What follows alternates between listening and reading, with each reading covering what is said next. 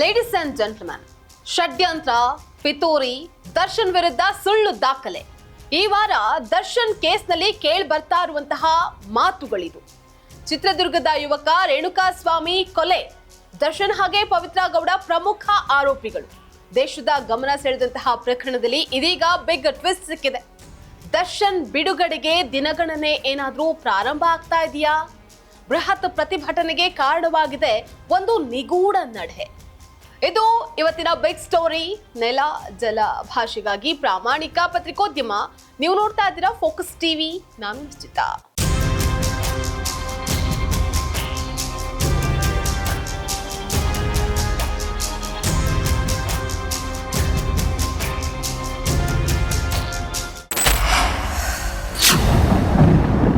ಹೆಚ್ಚೇನೂ ಇಲ್ಲ. 3 ವರ್ಷದ ಹಿಂದೆ ಚಿತ್ರರಂಗದಲ್ಲಿ ರಾಜನಂತೆ ಮೆರೆದವರು ದರ್ಶನ್.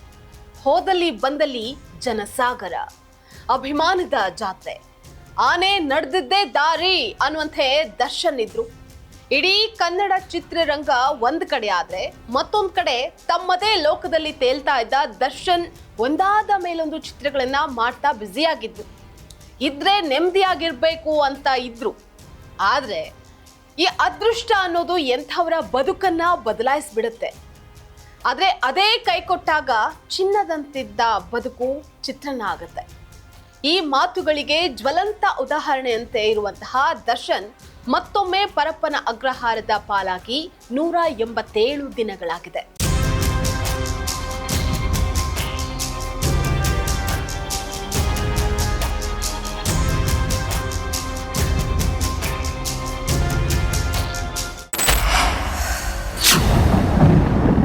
ನೋ ಡೌಟ್, ಪರಪ್ಪನ ಅಗ್ರಹಾರದ ಪಾಲಾಗಿರುವ ದರ್ಶನ್ ದಣಿದಿದ್ದಾರೆ.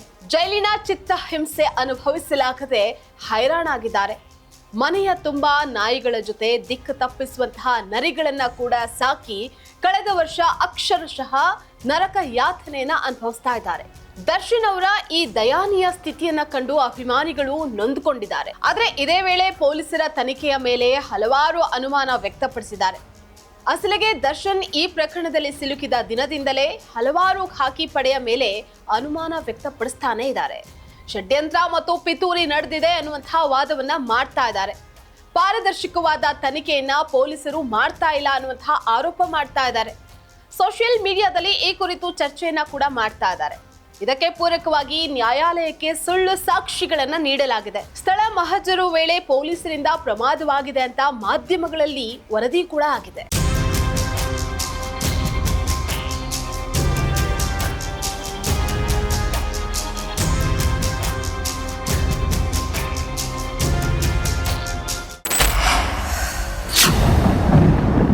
ಇದೆಲ್ಲದರ ನಡುವೆ ಇದೀಗ ಎಸಿಪಿ ಚಂದನ್ ಮತ್ತು ಇನ್ಸ್ಪೆಕ್ಟರ್ ಗಿರೀಶ್ ನಾಯಕ್ ಅವರು ನಟ ದರ್ಶನ್ ವಿರುದ್ಧ ತನಿಖೆಯ ಹೆಸರಿನಲ್ಲಿ ನಕಲಿ ದಾಖಲಾತಿಗಳನ್ನ ಸೃಷ್ಟಿ ಮಾಡಿದ್ದಾರೆ ಅನ್ನುವಂತಹ ಗಂಭೀರ ಆರೋಪವನ್ನ ಕರ್ನಾಟಕ ಸಂಘಟನೆಗಳ ಕನ್ನಡ ಒಕ್ಕೂಟ ಮಾಡಿದೆ.